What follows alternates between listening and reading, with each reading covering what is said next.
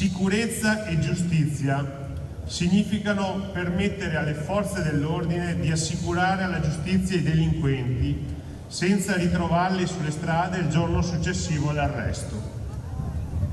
Significano anche garantire l'applicazione di una pena certa e rigorosa che faccia comprendere realmente al reo il disvalore sociale delle proprie azioni. È un doppio appello al ministro della sua Treviso, Carlo Nordio, quello che fa il sindaco e presidente di ANCI Veneto Mario Conte durante la cerimonia per la ricorrenza dell'Unità Nazionale e delle Forze Armate.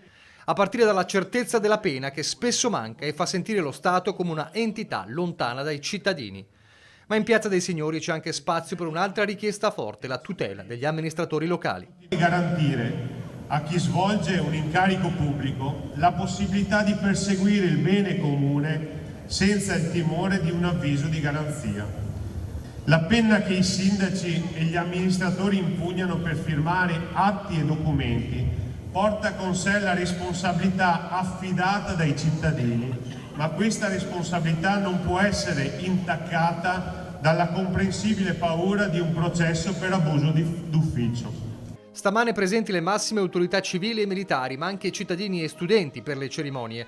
Dalla deposizione delle corone d'alloro al monumento ai caduti in Piazza Vittoria all'alzabandiera in Piazza dei Signori, con gli interventi tra gli altri del prefetto Angelo Sidoti, che ha sottolineato come sia giusto ricordare il passato per liberarci da ogni tossina di odio e di paura.